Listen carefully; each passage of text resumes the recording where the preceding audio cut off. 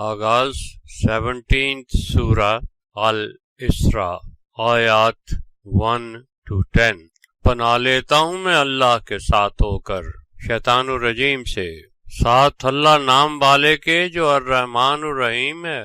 آغاز پارہ 15۔ اور عیب سے پاک ہے وہ ذات جس نے ایک رات میں سیر کرائی اپنے عبد کو مسجد الحرام سے ایک ایسی دور کی مسجد تک جس کے گرد ہم نے برکتیں پھیلا رکھی ہیں تاکہ اسے اپنی نشانیاں دکھائیں۔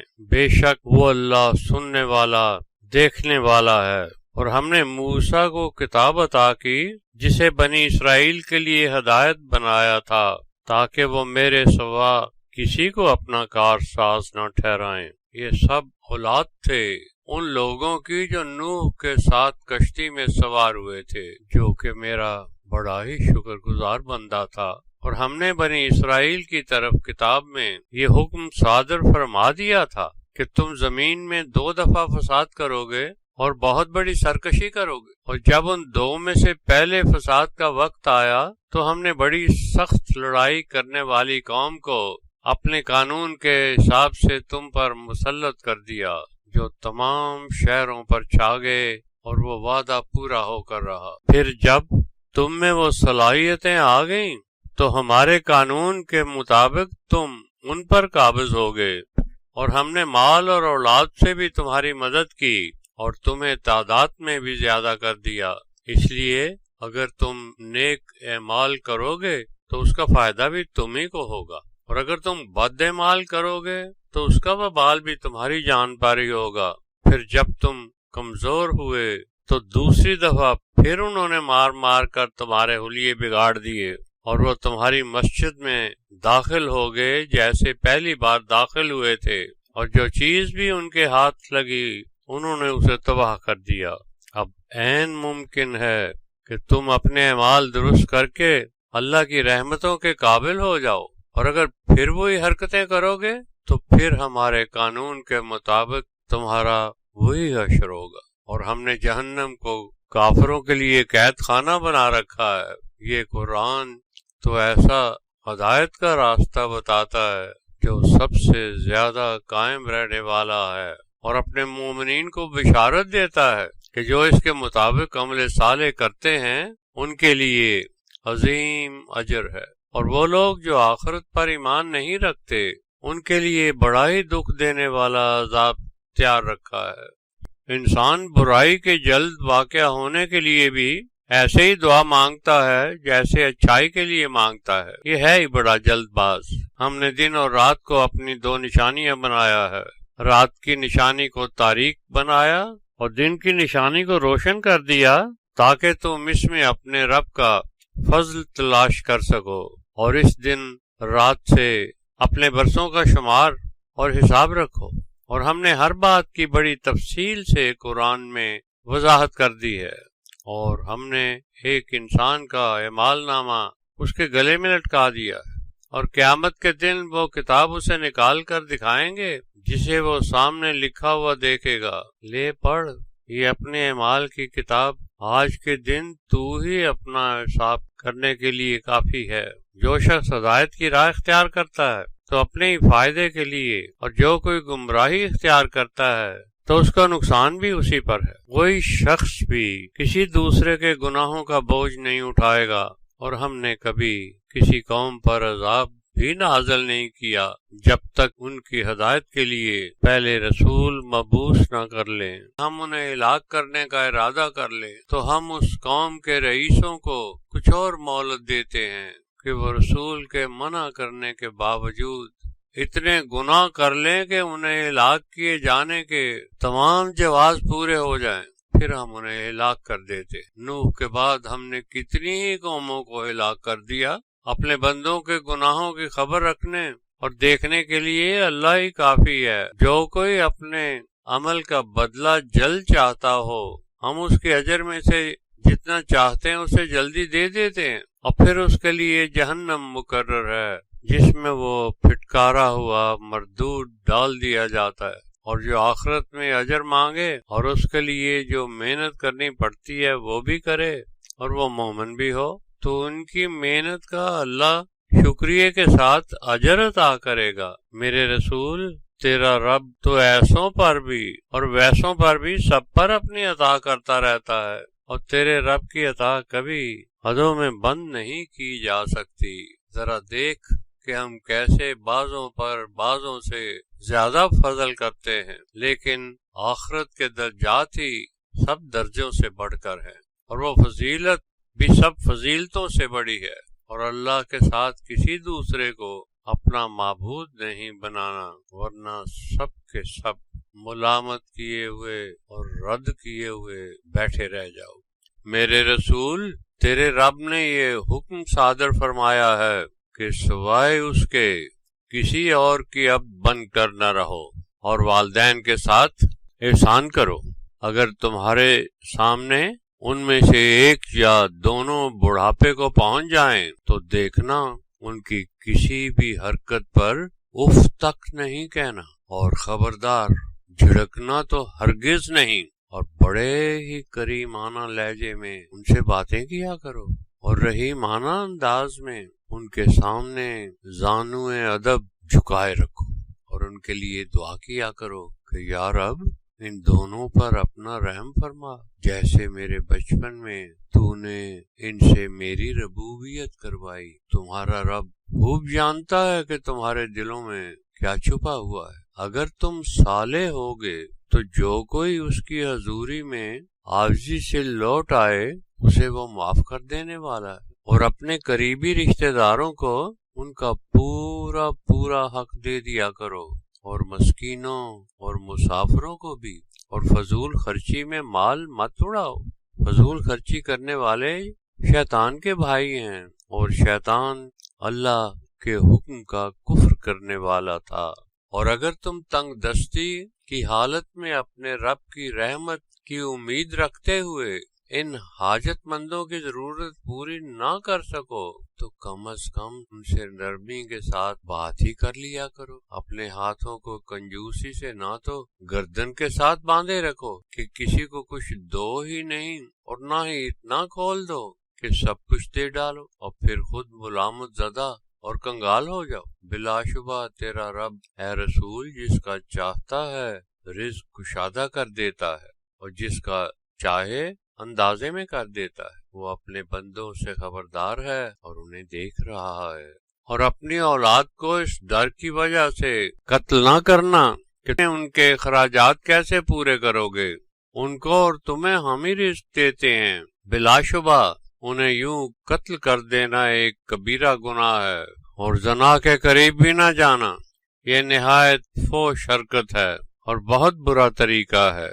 اور کسی ایسی جان کو قتل نہ کرنا جس کا قتل کرنا اللہ نے حرام کر دیا ہو، سوائے اس کے کہ اللہ کی طرف سے ایسا کرنے کا حق بنتا ہو۔ اور اگر کسی بے گناہ کو ظلم سے قتل کر دیا جائے تو ہم نے اس کے وارث کو بدلے کا اختیار دے رکھا ہے، اور اگر وہ اس میں کسی قسم کی زیادتی نہ کرے تو اللہ کے قانون سے اس کی مدد کی جائے گی۔ اور یتیم کے مال کے قریب بھی نہ جانا جب تک کہ وہ بالغ جوان نہ ہو جائے، سوائے اس کے کہ تم نے یہ مال اسی کی بہتری کے لیے خرچ کرنا ہو، اور اپنے تمام عہد پورے کرو۔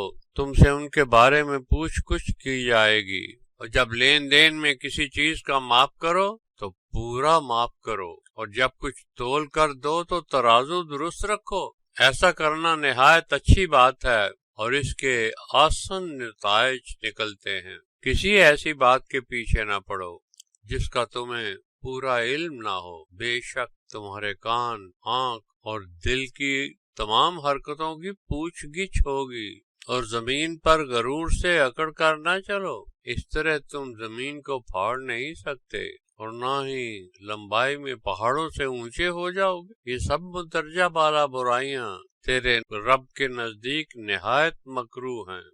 میرے رسول، یہ جو تیرے رب کی طرف سے تجھ پر وحی کی جا رہی ہے یہ اسی کی حکمت پر مبنی ہے، اس لیے اللہ کے ساتھ کسی اور کو معبود بنانے کا کبھی سوچنا بھی نہیں، ورنہ جو کوئی بھی ایسا کرے گا وہ ملامت زدہ راندہ درگاہ کر کے جہنم میں ڈال دیا جائے گا۔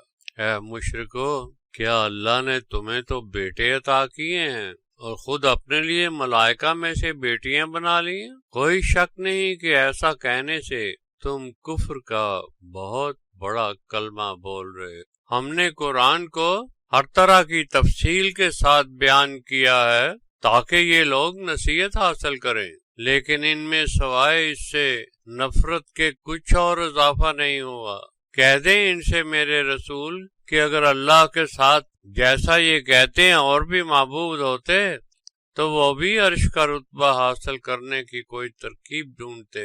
وہ اللہ ان باتوں سے بلند اور پاک ہے جو یہ لوگ اس انتہائی اعلیٰ مرتبہ والے کے بارے میں کہتے ہیں۔ اس کے احکام کی تعمیل کے مدارج طے کرنے کی تسبیح میں تو 7 آسمان اور زمین اور جو کچھ بھی ان کے درمیان ہے وہ سب ہر وقت لگے رہتے ہیں، اور ایک بھی شے ایسی نہیں جو اس کی عطا کردہ حمدیہ صفات کے ساتھ اپنی تخلیق کے مقصد کو پورا کرنے کی تسبیح میں نہ لگی ہوئی ہو، لیکن یہ لوگ ان کی تسبیحات سے واقف نہیں ہیں۔ بلا شبہ اللہ بڑا بردبار اور بخش دینے والا ہے۔ میرے رسول تو جب قرآن کی قرأت کرتا ہے آخرت پر ایمان نہ رکھنے والوں اور تیرے درمیان ایک چھپا ہوا پردہ حائل ہو جاتا ہے اور ان عقلوں پر ہمارے قاعدے سے پردہ پڑ جاتا ہے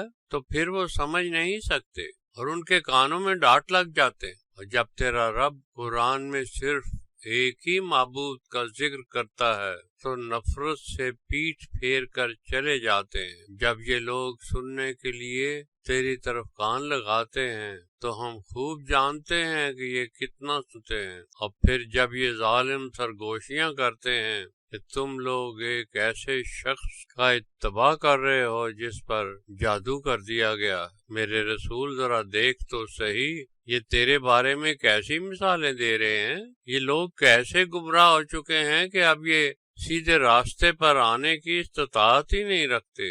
یہ کہتے ہیں کہ جب ہماری ہڈیاں بھی ریزہ ریزہ ہو جائیں گی تو کیسے ہمیں پھر سے زندہ کیا جا سکتا ہے؟ ان سے کہہ دو کہ ہاں، چاہے تم پتھر بن جاؤ یا لوہا بن جاؤ تب بھی، یا کوئی چیز جو تمہارے خیال میں اس سے بھی زیادہ سخت ہو وہ بن جاؤ، تو فوراً کہہ اٹھیں گے کہ کون ہے جو ہمیں اس حالت میں پھر سے زندہ کر دے گا؟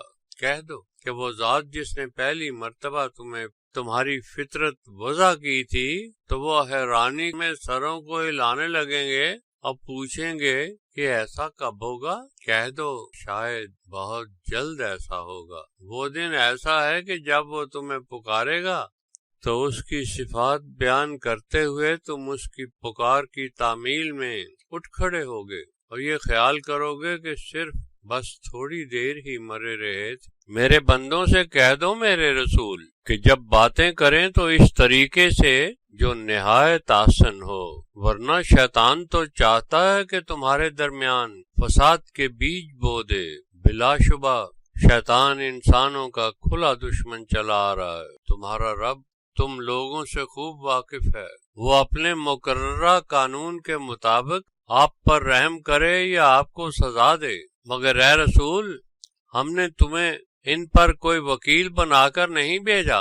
تیرا رب تو وہ ہے جو سب سے بہتر جانتا ہے کہ آسمانوں اور زمین میں کیا کچھ ہے، اور ہم نے بعض نبیوں کو بعض پر کچھ چیزوں میں فضیلت دی، جیسے داؤد کو ہم نے زبور عطا کی۔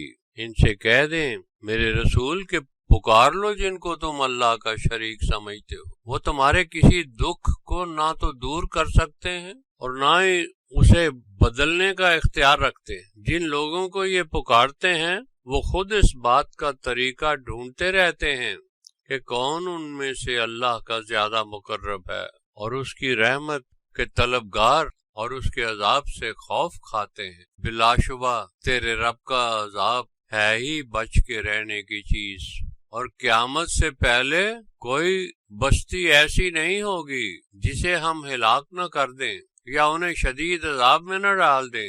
یہ اللہ نے پہلے سے اپنے علم و حکمت کی کتاب میں لکھ رکھا ہوا ہے۔ ہم نے کسی اور وجہ سے اپنی نشانیوں کہ معجزات بھیجنے بند نہیں کیے، سوائے اس کے کہ پہلے لوگوں نے ان کو جھٹلا دیا تھا۔ جیسے قوم سمود کو ہم نے ایک اونٹنی کی کھلی دلیل بھیجی تھی، لیکن ان لوگوں نے اس پر ظلم کیا۔ اور ہم جو ایسی نشانیاں بھیجا کرتے ہیں تو محض خوف دلانے کے لیے۔ میرے رسول، جب ہم نے تجھ سے یہ کہا تھا کہ تیرے رب نے لوگوں کو ہر طرف سے گھیر رکھا ہے، اور ہم نے تجھے خواب میں دکھایا تھا کہ وہ محض انسانوں کے لیے ایک آزمائش کی نمائش تھی، جو قرآن میں شجرہ ملونہ کہا گیا ہے، لیکن جب ہم لوگوں کو ڈراتے ہیں تو ان پر اس کے سوا کوئی اثر نہیں ہوتا کہ ان کی سرکشی اور زیادہ بڑھ جاتی ہے۔ جب ہم نے ملائکہ سے کہا کہ آدم کو اطاعت کا سجدہ کرو تو سب نے سجدہ کیا سوائے ابلیس کے۔ اس نے کہا کیا میں ایسے کو سجدہ کروں جس کو مٹی کے اجزاء سے بنایا گیا ہے، اور بولا کیا تو ایسے کو مجھ پر فضیلت دے رہا ہے؟ ذرا مجھے قیامت کے دن تک کی مہلت تو دے، میں سوائے چند لوگوں کے اس کی ساری ذریت پر قبضہ کر لوں گا۔ اللہ نے فرمایا چل نکل جاؤ میری رحمت سے، ان میں سے جو بھی تیری پیروی کرے گا اس کی سزا جہنم ہوگی، جو بہت کافی سزا ہے۔ جا تو ان میں سے جسے چاہے آزماتا رہ، اپنی آواز سے، پیدل اور سوار فوجوں کی چڑھائی سے، اور ان کے مال اور اولاد میں شریک ہو کر ان سے جھوٹے وعدے کرتا رہے، اور شیطان جو ان سے وعدے کرتا ہے وہ محض فریب ہوتے ہیں۔ لیکن وہ جو میرے مخلص بندے ہوں گے ان پر تیرا کوئی زور نہیں چل سکے گا۔ میرے رسول، تیرے لیے تیرا رب ہی کارساز کافی ہے۔ تم لوگوں کا رب وہ ہے جو دریاؤں میں کشتیاں چلانی ممکن کرتا ہے تاکہ تم ان کے ذریعے اللہ کا فضل تلاش کرو۔ بلا شبہ وہ تم پر ہمیشہ رحم کرنے والا رہا ہے۔ جب تمہیں پانی کے سفر میں کوئی خوف یا خطرہ لاحق ہوتا ہے تو سوائے اللہ کے وہ سب جنہیں تم اللہ کا شریک ٹھہراتے ہو تمہارا ساتھ چھوڑ دیتے ہیں۔ پھر ہم جب تمہیں خشکی پر سلامتی سے اتار دیتے ہیں تو تم منہ پھیر لیتے ہو۔ انسان ہے ہی بہت ناشکرا۔ اور پھر جب تم اس بات سے بے خوف ہو جاؤ کہ اللہ تمہیں خشکی پر پہنچا کر زمین میں دسا سکتا ہے یا تم پر کنکروں بھری آندھی چلا سکتا ہے، اور اس وقت تم کوئی نگہبان بھی نہ پا سکو گے، یا اس سے بھی بے خوف حالت میں تمہیں پھر سے سمندر میں لے جائے، پھر تم پر طوفانی ہوا چلا دے اور تمہارے کفر کی وجہ سے تمہیں غرق کر دے، اور تمہارے ڈوبنے کے بعد کوئی دعویٰ کرنے والا بھی نہ رہے۔ اور ہم نے ہی بنی آدم پر کرم کیا اور ان کو خشکی اور تری میں سواریاں عطا کیں، اور انہیں پاکیزہ چیزوں کا رزق بخشا، اور ان پر یہ فضل بھی کیا کہ انہیں اپنی بے شمار مخلوقات پر مخصوص فضیلت بخشی۔ جس دن تمام لوگ اپنے اپنے اماموں کے نام سے پکارے جائیں گے تو جس کے عملوں کی کتاب اس کے داہنے ہاتھ میں دی جائے گی وہ اسے خوشی سے پڑھیں گے، اور ان پر دھاگے برابر بھی ظلم نہیں کیا جائے گا۔ اور جو کوئی اس دنیا میں اللہ کی آیات دیکھنے سے اندھا ہوگا وہ آخرت میں بھی اندھا ہوگا، کیونکہ وہ حق کی بصیرت کے راستے سے بہت دور بھٹک چکا تھا۔ میرے رسول، یہ لوگ چاہتے تھے کہ جو ہم نے تجھے وحی کی تھی اسے تجھے پھسلا دیں تاکہ تو اس کو چھوڑ کر ان کے مطلب کی باتیں کہہ دے، تو پھر وہ تجھے اپنا دوست بنا لے۔ لیکن اگر ہم نے تجھے ثابت قدم نہ بنایا ہوتا تو شاید تو بھی قدرے ان کی باتوں پر مائل ہو جاتا، اور اگر ایسا ممکن ہو سکتا ایسا کرنے والے کو زندگی میں بھی دگنا مزہ چکھاتے اور موت کے بعد بھی دگنا، پھر کوئی بھی ہمارے سامنے اس کا مددگار نہ بن سکتا۔ اور یہ لوگ چاہتے تھے کہ تیرے وطن میں تجھے اتنا پریشان کریں کہ تجھے یہاں سے نکال باہر کریں۔ اگر ایسا کر گزرتے تو پھر وہ بھی تیرے بعد تھوڑی دیر ہی زندہ رہتے۔ تجھ سے پہلے بھی جو ہم نے رسول بھیجے تھے ان کے بارے میں ہماری یہی سنت رہی ہے، اور تو ہماری سنت میں ہرگز کوئی تبدیلی نہیں پائے گا۔ سورج کے ڈھلنے سے لے کے رات کا اندھیرا چھا جانے تک میرے رسول فحاشی اور منکرات کو ختم کرنے والے وقت مقرر کردہ صلاۃ کے پروگرام کو قائم کرو اور صبح کو قرآن پڑھو۔ صبح کو تازہ دم ہو کر قرآن پڑھنے سے یقیناً اس کا مفہوم زیادہ واضح ہو جاتا ہے، اور رات کو بھی اسی قرآن کے ساتھ جاگ کر تہجد کرو۔ ان قریب تیرا رب تجھے حمد کے قابل مقام پر فائز کر دے گا، اور مجھ سے یہ کہو کہ اے میرے رب، مجھے جس حال میں بھی داخل کرنا صدق کے ساتھ داخل کرنا، اور جس حال سے بھی خارج کرنا صدق کے ساتھ خارج کرنا، اور میرے لیے اپنی جناب سے ایک غالب سلطان مددگار بنا۔ اور پھر اعلان کر دو کہ حق آ گیا اور باطل بھاگ گیا ہے، بلا شبہ باطل ہوتا ہی بھاگ جانے والا ہے۔ ہم قرآن میں جو کچھ نازل کرتے ہیں وہ مومنین کے لیے شفا اور رحمت ہے، مگر ظالمین کے لیے سوائے خسارے کے اس سے کچھ نہیں بڑھتا۔ اور جب ہم انسان پر نعمت نازل کریں تو ہم سے دور ہو جاتا ہے اور پھر منہ پھیر لیتا ہے، اور جب اسے کوئی تکلیف پہنچتی ہے تو مایوس ہو جاتا ہے۔ کہہ دے میرے رسول کہ یہ سب لوگ اپنے اپنے طور طریقے پر عمل کرتے رہتے ہیں، بس تمہارا رب بھی بہتر جانتا ہے کہ ان میں سے سب سے زیادہ ہدایت والے راستے پر کون چل رہا ہے۔ میرے رسول، یہ لوگ تجھ سے روح کے بارے میں سوال کرتے ہیں، کہہ دیں کہ روح میرے رب کے امر میں سے ہے، اور تم لوگوں کو اس کے علم میں سے بہت ہی کم عطا کیا گیا ہے، اور اگر ہم چاہیں تو جو وحی ہم نے تیری طرف نازل کی ہے اسے محو کر دیں، تو پھر تیرے پاس ہمارے سامنے وکالت کرنے والا کوئی بھی نہیں ہوگا سوائے تیرے رب کی رحمت کے۔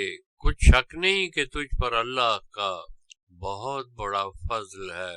کہہ دے میرے رسول کہ اگر تمام انسان اور جن جمع ہو جائیں تاکہ اس قرآن جیسی کتاب وہ بھی بنا لائیں تو ہرگز اس جیسی کتاب نہیں بنا سکیں گے، چاہے وہ سب ایک دوسرے کے مددگار بھی بن جائیں۔ ہم نے انسانوں کے لیے اس قرآن میں ہر طرح کی باتیں نہایت تفصیل سے بیان کر دی ہیں، لیکن اکثریت نے سوائے کفر کے اس میں سے کچھ حاصل نہیں کیا، اور لوگ کہتے ہیں کہ ہم تجھ پر ایمان نہیں لائیں گے جب تک تو ہمیں زمین سے کوئی چشمہ جاری کر کے نہ دکھا دے، یا تمہارا کھجوروں اور انگور کا کوئی باغ ہو جس میں تو نہریں بہا دے، یا جیسا تو کہتا ہے ہم پر آسمان کا کوئی ٹکڑا گرا دے، یا اللہ اور ملائکہ کو ہمارے سامنے لا کر دکھا دے، یا تیرا اپنا سونے کا گھر ہو، یا تو آسمان پر چڑھ دکھائے، اور ہم یہ چڑھنا بھی نہ مانیں گے جب تک کہ وہاں سے کوئی کتاب نہ لے آئے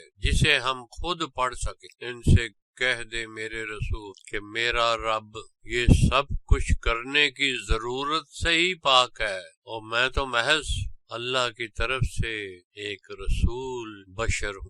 جب لوگوں کے پاس ہدایت آ جائے تو انہیں ایمان لانے سے روکنے والی اور کوئی بات نہیں ہوتی سوائے اس کے کہ وہ کہتے ہیں اللہ نے تو بس ایک عام سے بشر کو رسول بنا دیا ہے۔ ان سے کہہ دیں میرے رسول کہ اگر زمین میں فرشتے چلتے پھرتے ہوتے تو پھر اللہ ان کے لیے آسمان سے ضرور کوئی فرشتہ رسول بنا کر بھیجتا۔ ان سے یہ بھی کہہ دیں کہ میرے اور تمہارے درمیان محض اللہ کی گواہی کافی ہے، وہ اپنے بندوں کی اچھی طرح خبر رکھنے والا اور سب کچھ دیکھنے والا ہے۔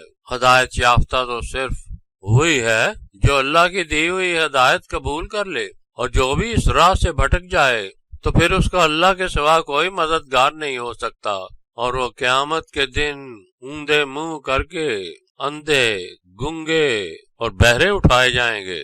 ان سب کا ٹھکانہ جہنم ہوگا، اور جب ان پر آگ ذرا مدھم ہونے لگے گی تو ہم اسے اور بھڑکا دیں گے۔ یہ سزا ان کو اس لیے دی جائے گی کہ وہ ہماری آیات سے کفر کیا کرتے تھے اور کہتے تھے کہ جب ہم مر کر صرف ہڈیاں رہ جائیں گے، وہ بھی ریزہ ریزہ، تو ہمیں کیسے دوبارہ زندہ کیا جائے گا؟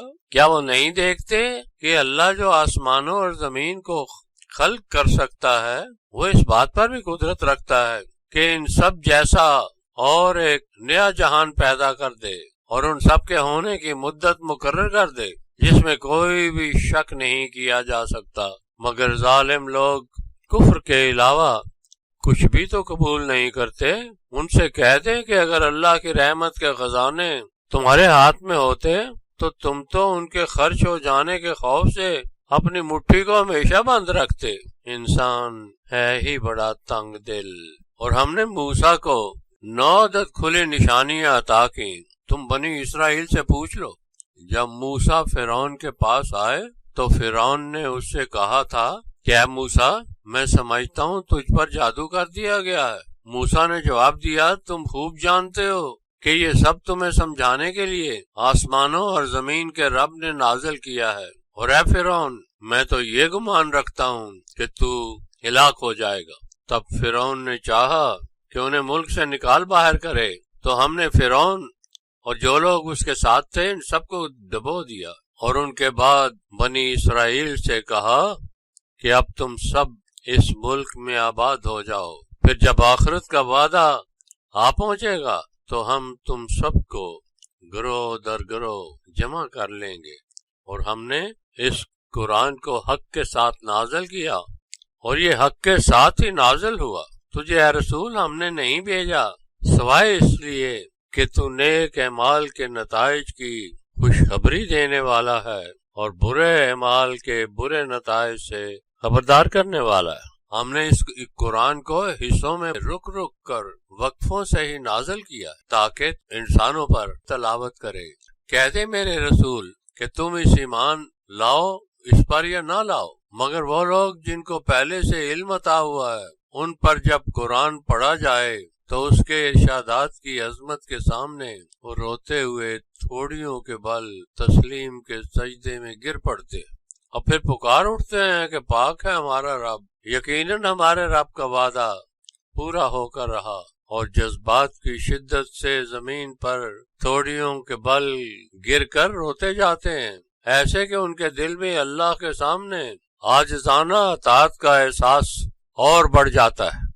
میرے رسول ان سے کہہ دیں کہ تم اسے اللہ کے نام سے پکارو یا رحمان کہہ کر پکارو، تم اسے کسی نام سے بھی پکارو، اس کے سب نام اچھے ہیں۔ اور میرے رسول تو اس دین کو قائم کرنے سے فحاشی اور منکرات کو دور کرنے والے پروگرام الصلاۃ میں نہ تو دکھاوا کرنا اور نہ ہی اسے چھپانے کی کوشش کرنا، بلکہ موقع محل کے حساب سے درمیانی راستہ اختیار کرے۔ اور یہ بھی کہہ دیں کہ تمام حمد اسی اللہ کے لیے ہے جس نے اپنا کوئی بیٹا نہیں بنایا اور نہ ہی اس کی بادشاہت میں کوئی اس کا شریک ہے، اور نہ ہی اس میں کوئی کمزوری ہے جو اسے کسی مددگار کی ضرورت ہو، اور اس کی ایسی کمال درجہ اکبریت کی کبریائی بیان کرتے رہو۔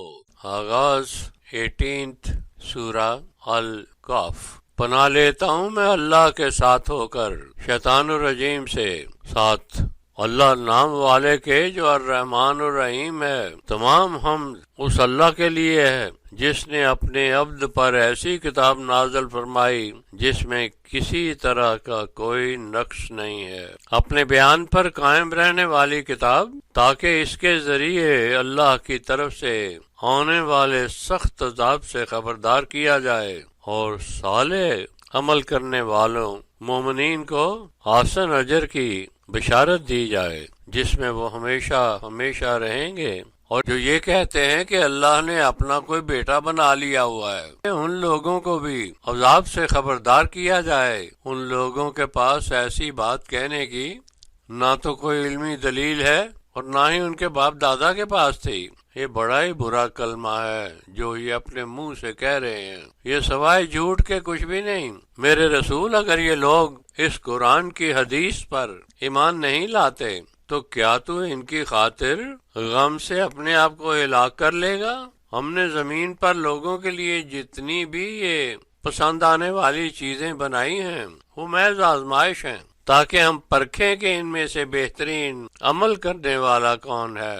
ہم یہ سب کچھ جو زمین پر ہے تباہ کر کے اسے چٹیل میدان بنا دیں گے۔ کیا تم سمجھتے ہو کہ تختی لگی ہوئی غار میں چھپنے والے لوگ ہماری آیات میں سے کوئی معجزہ تھے کہ جب وہ غار میں جا چھپے تو کہنے لگے اے ہمارے رب ہم پر رحمت نازل کر اور ہمارے تمام کاموں میں درستی فرما دے۔ تو ہم نے کئی سالوں تک ان پر نیند سی حالت طاری کر دی، پھر ہم نے انہیں اٹھا دیا تاکہ وہ جان جائیں کہ ان میں سے کون سا گروہ اپنی نیند کی مدت کا صحیح اندازہ لگا سکتا ہے۔ میں تجھے ان اصحاب کہف کے حالات کا سچ سچ قصہ سناتا ہوں۔ یہ کچھ جوان لوگ تھے جو اپنے رب پر ایمان رکھتے تھے، اور ہم نے ان کو اور بھی زیادہ ہدایت دے رکھی تھی، اور ہم نے ان کے دلوں کو ایک دوسرے کے ساتھ ایمان کے لیے مضبوط کر رکھا تھا۔ جب وہ حق کے لیے ڈٹ گئے تو انہوں نے آپس میں مشورہ کیا کہ ہمارا رب تو وہ ہے جو آسمانوں اور زمین کا رب ہے، ہم اس کے علاوہ کسی اور کو معبود نہیں پکارتے۔ اگر ہم بھی ایسا ہی کرنے لگیں گے تو یہ انتہائی گناہ کی بات ہوگی، مگر ہماری قوم کے لوگوں نے اللہ کے علاوہ اپنے دوسرے معبود بنا رکھے ہیں، اور ان کے پاس ان کے معبود ہونے کی کوئی مضبوط دلیل بھی نہیں ہے۔ بھلا اس سے بڑھ کر ظالم کون ہوگا جو اپنی طرف سے اللہ پر جھوٹ گھڑ لے، اور جبکہ تم نے ان لوگوں سے اور ان سے بھی جنہیں یہ اللہ کے علاوہ معبود جانتے ہیں کنارہ ہی کر لیا ہے، تو چلو کسی غار میں جا رہے ہیں، تمہارا رب تم پر ضرور اپنی رحمت کو کشادہ کر دے گا اور تمہارے کاموں میں مددگار بن جائے گا۔ اے دیکھنے والے تو دیکھے گا کہ جب سورج نکلے تو ان کی غار سے دائیں طرف چمکتا ہے، اور جب ڈوبتا ہے تو دھوپ اس کے بائیں جانب سمٹ جاتی ہے۔ وہ غار میں سامنے کے کھلے حصے پر تھے۔ ایسا ہو جانا اللہ کی نشانیوں میں سے ہے۔ جسے اللہ کی ہدایت حاصل ہو جائے محض وہی ہدایت یافتہ کہلا سکتا ہے، اور جو اس کی ہدایت چھوڑ کر خود ہی گمراہ ہو جائے تو پھر اسے ہدایت کی راہ دکھانے والا کوئی ولی مرشد نہیں مل سکتا۔ تم انہیں دیکھو تو خیال کرو گے کہ وہ جاگ رہے ہیں، لیکن دراصل وہ سو رہے ہیں۔ ہم نے انہیں ایسے رکھا تھا کہ وہ نیند میں بھی دائیں بائیں کروٹیں بدلتے رہے، اور ان کا کتا غار کے دہانے پر ہاتھ سامنے نکال کر لیٹا ہوا تھا۔ اگر تم ان کی ایک جھلک دیکھتے تو ان سے پیٹھ موڑ کر بھاگ جاتے، اور ان کی دہشت تم پر چھا جاتی۔ پھر ایسی حالت سے ہم نے انہیں اٹھا دیا کہ ایک دوسرے سے سوال کریں۔ ان میں سے ایک نے سوال کیا کہ تم لوگ یہاں کتنا عرصہ پڑے رہے؟ انہوں نے جواب دیا کہ یہی کوئی ایک دن یا اس کا کچھ حصہ۔ کچھ نے کہا کہ یہ محض تمہارا اللہ ہی بہتر جانتا ہے کہ تم کتنا عرصہ پڑے رہے۔ اب ہم میں سے کوئی یہ چاندی کا سکہ لے کر شہر جائے اور دیکھے کہ وہاں بہترین کھانا کون سا ہے، جس میں سے وہ کھانے کے لیے چپکے سے لے کر آ جائے، تاکہ کسی کو تمہارا پتہ نہ لگ جائے، کیونکہ اگر انہوں نے تمہیں پکڑ لیا تو تمہیں سنسار کر دیں گے، یا تمہیں زبردستی اپنے مذہب میں شامل کر لیں گے، پھر تم کبھی بھی نجات نہیں پا سکو گے۔ اور اس طرح ہم نے لوگوں پر ان کا حال کھول دیا تاکہ اس کی دلیل پر انہیں یہ پتہ چل جائے کہ اللہ کا وعدہ حق ہے، اور قیامت کی گھڑی کے آنے میں کوئی شک نہیں کیا جا سکتا۔ پھر بعد میں لوگ انہی کے بارے میں تنازع کھڑے کر بیٹھے۔ کوئی کہتا تھا کہ اس غار پر ان کی کوئی یادگار تعمیر کر دو۔ ان سب کا رب ان کے حالات سے اچھی طرح واقف تھا۔ ایسے کاموں میں جو لوگوں پر اختیار رکھتے تھے، انہوں نے کہا کہ ہم اس غار پر مسجد تعمیر کریں گے۔ بعد میں بعض لوگ کہنے لگے کہ یہ 3 لوگ تھے اور چوتھا ان کا کتا تھا۔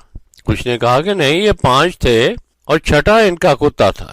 بغیر حقیقت جانے سب اندھیرے میں پتھر مار رہے تھے، اور کچھ نے یہ بھی کہہ دیا کہ یہ 7 تھے اور 8واں ان کا کتا تھا۔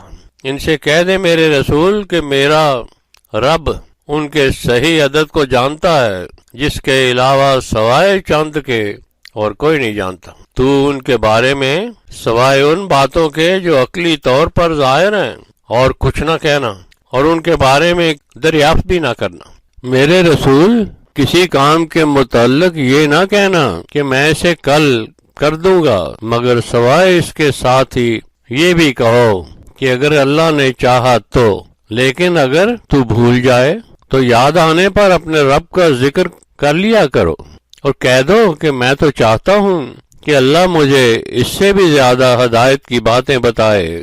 اور وہ اصحاب کہف اپنی غار میں 300 سال سے اوپر 9 سال رہے تھے، گویا کل 309 سال۔ کہہ دیں ان سے کہ یہ مدت بتانے والا اللہ ہی جانتا ہے کہ وہ کتنا عرصہ رہے تھے۔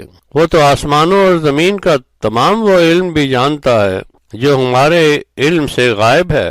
وہ ان کو سب سے بہتر دیکھنے والا اور ان کو سب سے بہتر سننے والا ہے۔ اس کے سوا کوئی ان کا حقیقی کارساز نہیں، اور نہ ہی وہ کسی کو اپنے حکم میں شریک کرتا ہے۔ میرے رسول، جو کچھ تیرے رب کی طرف سے تجھے وحی کیا جاتا ہے آپ سناتے رہیں۔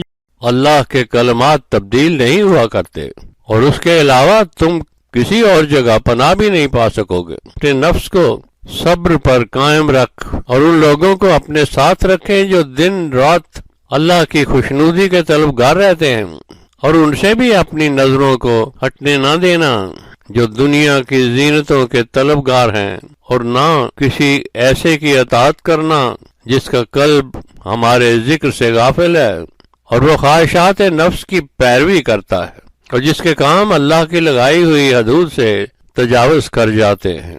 کہہ دیں ان سے میرے رسول کہ الحق صرف وہ ہے جو تمہارے رب کی طرف سے ہے، جو چاہے اس پر ایمان لائے اور جو چاہے اس سے کفر کرے۔ ہم نے ظالمین کے لیے آگ تیار رکھی ہے جس کے شعلوں کی چادریں انہیں ہر طرف سے گھیر لیں گی۔ ان کی پیاس بجھانے کو پانی کی بجائے پگھلا ہوا تانبا ملے گا جو ان کے منہ جلا دے گا۔ یہ بہت برا شربت ہوگا اور وہ بہت ہی بری آرام کی جگہ ہوگی، مگر وہ لوگ جو ایمان والے ہوں گے اور صالح عمل کرتے رہے ہوں گے تو ہم ایسے آسن عمل کرنے والوں کا اجر ضائع نہیں کیا کرتے۔ یہ وہ لوگ ہیں کہ ان کے لیے ہمیشہ رہنے والی جنتیں ہیں جن میں نہریں بہ رہی، جہاں انہیں سونے کے کنگن پہنائے جائیں گے اور سبز رنگ کے نفیس ریشمی اور سونے چاندی کی کڑھائی والا دبیز لباس پہنایا جائے گا، اور مسندوں پر تکیے لگائے آرام سے بیٹھے ہوں گے۔ یہ ان کے اعمال کا بہت ہی اچھا ثواب ہے، اور یہ بہت اچھی آرام گاہ ہوگی۔ میرے رسول ان سے 2 شخصوں کی مثال بیان کریں جن میں سے ایک کو ہم نے انگور کے 2 باغ عطا کیے تھے اور ان کے گرد کھجور کے درختوں کی باڑ سے حفاظت کر دی تھی، اور بیچ کی خالی جگہ میں کھیتی باڑی بھی ہوتی تھی۔ دونوں باغ کثرت سے پھل دیتے جس میں کبھی کمی نہ ہوتی، اور ان دونوں میں ہم نے ایک نہر بھی گزار رکھی تھی، اور اس طرح اس شخص کو ان کی پیداوار ملتی رہتی تھی۔ تو ایک دن جب وہ اپنے دوست سے باتیں کرتا جا رہا تھا تو اس نے کہا کہ میں تم سے مال میں بھی زیادہ ہوں اور اپنے احباب کی تعداد کے اعتبار سے بھی زیادہ عزت والا ہوں۔ اس طرح کی غرور بھری گفتگو سے اپنے نفس پر ظلم کرتا ہوا یہ کہتا باغ میں داخل ہوا کہ میں نہیں سمجھتا کہ یہ باغ کبھی بھی فنا ہو سکتا ہے، میں نہیں سمجھتا کہ قیامت کبھی واقعہ بھی ہوگی، اور اگر میں اپنے رب کی طرف لوٹایا بھی گیا تو میں وہاں اس کے بدلے میں اس سے بھی بہتر پاؤں گا۔ اس کا وہ ساتھی جس سے یہ گفتگو کر رہا تھا اس نے کہا کیا تم اس ذات سے کفر کرتے ہو جس نے تجھے مٹی سے پیدا کر کے نطفہ بنایا اور اس میں سے تجھے ایک پورا مرد بنا دیا؟ لیکن میرا تو بس وہ اللہ ہی رب ہے، میں اپنے رب کے ساتھ کسی ایک کو بھی اس کا شریک نہیں بناتا۔ اور اب تم جو اس باغ میں داخل ہوئے ہو تو تم نے داخل ہوتے وقت یہ کیوں نہیں کہا کہ ماشاء اللہ ولا قوت الا باللہ، یعنی اللہ ہی کے امر سے سب کچھ ہے اور اس کے سوا کوئی طاقت نہیں ہے۔ اور اگر تم مال اور اولاد میں مجھے اپنے سے کم دیکھتے ہو تو میں ممکن ہے کہ جلد ہی میرا رب مجھے تیرے باغ سے بھی بہتر باغ عطا کر دے اور تیرے اس باغ پر کوئی آسمانی آفت بھیج دے اور یہ چٹیل میدان بن جائے، یا اس کی نہر کا پانی زمین میں جذب ہو جائے جسے تم اوپر نہ لا سکو، پھر اس باغ کے میووں کو طوفان نے گھیر لیا اور سارا پھل بیلوں چھتریوں سمیت گر گیا، اور جو معلوم تھا اس نے ان پر خرچ کیا تھا اس پر حسرت سے ہاتھ ملنے لگا اور کہنے لگا کہ اے کاش میں اپنے رب کے ساتھ کسی کو اس کا شریک نہ بناتا۔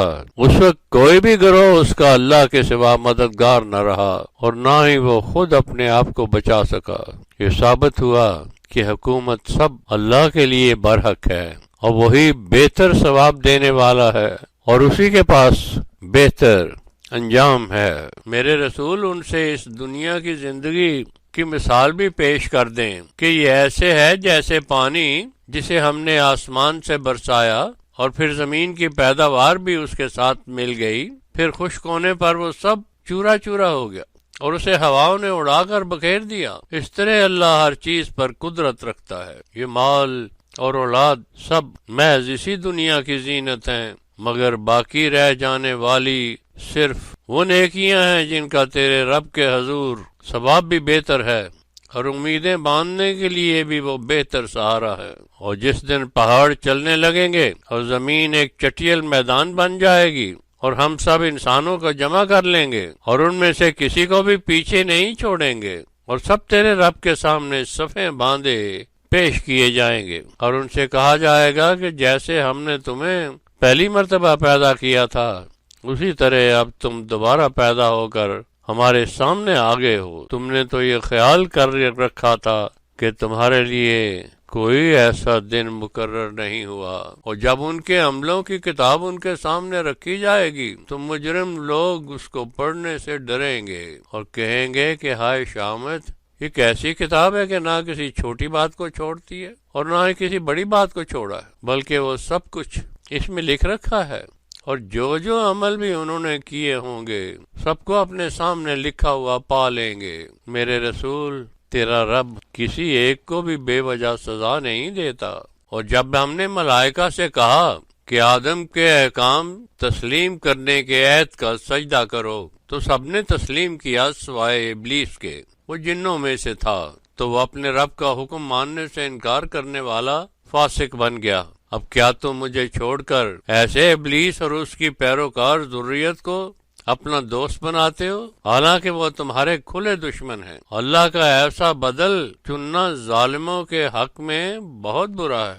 میں نے ان کو نہ تو آسمانوں اور زمین کی تحقیق کے وقت گواہ بنایا تھا اور نہ ہی ان کی اپنی تخلیق کے وقت، اور نہ ہی میں ایسے گمراہوں کو اپنا کبھی مددگار بناتا ہوں۔ اور جس دن اللہ فرمائے گا کہ اب پکارو ان کو جنہیں تم میرا شریک ٹھہرایا کرتے تھے اور جن کے بارے میں زوم رکھتے تھے، تو وہ انہیں پکاریں گے مگر ان کو کوئی جواب نہ دیں گے۔ ان کے درمیان ان کی ہلاکت حائل ہو جائے گی، اور جب مجرم لوگ آگ کو دیکھیں گے تو تب انہیں یقین ہوگا کہ وہ اس میں گرائے جانے والے ہیں اور انہیں بچ نکلنے کا کوئی راستہ نہ ملے گا۔ ہم نے اس قرآن میں انسانوں کو سمجھانے کے لیے طرح طرح کی مثالیں بیان کی ہیں، مگر انسان ہے ہی اکثر چیزوں کی نسبت زیادہ جھگڑنے والا۔ انہیں کس چیز نے اس پر ایمان لانے اور اپنے رب سے مغفرت مانگنے سے منع کیا؟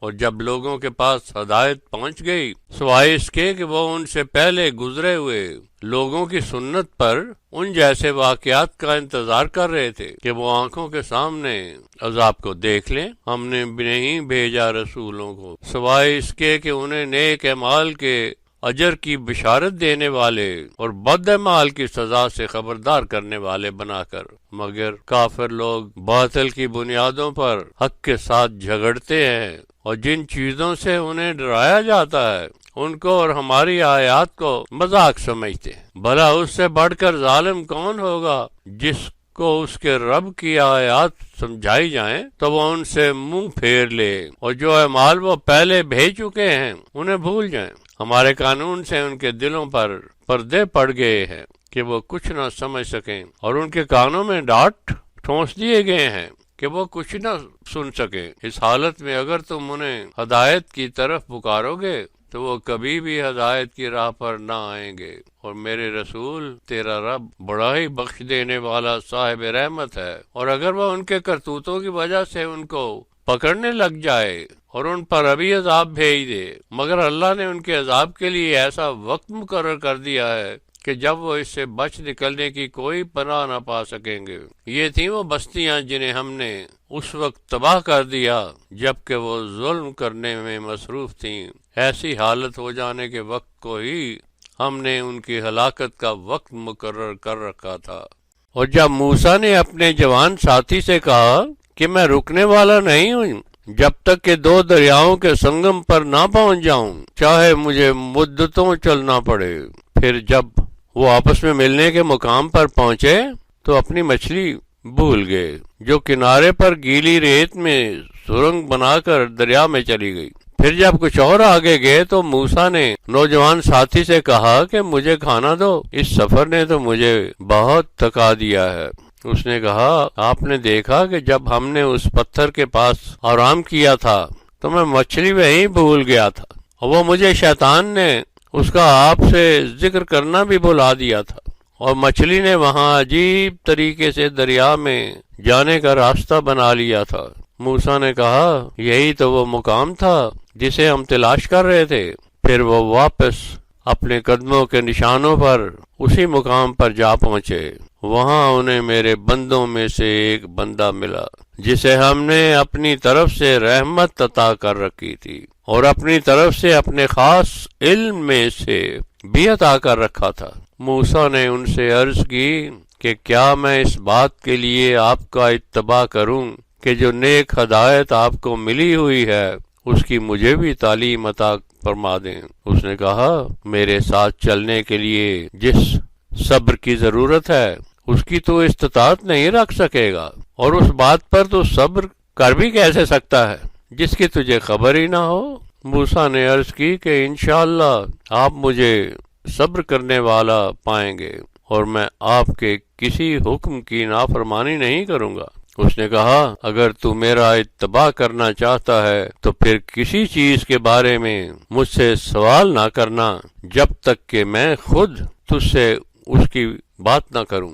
پھر وہ دونوں چل پڑے، حتیٰ کہ جب وہ ایک کشتی میں سوار ہوئے تو اس عبد الہی نے اس میں سوراخ کر دیا۔ موسیٰ سے نہ رہا گیا تو کہا کیا آپ نے اس لیے یہ سوراخ کیا ہے کہ کشتی کی سواریاں ڈوب جائیں؟ یہ تو آپ نے بڑا خطرناک کام کیا ہے۔ اس نے کہا کیا میں نے نہیں کہا تھا کہ تو میرے ساتھ صبر نہیں کر سکے گا؟ موسیٰ نے کہا کہ مجھ سے جو بھول ہو گئی ہے اس پر میری پکڑ نہ کریں اور میرے کام کو زیادہ مشکل نہ بنائیں۔ پھر دونوں چل پڑے، حتیٰ کہ راستے میں ایک لڑکا ملا جسے اس عبد الہی نے قتل کر دیا۔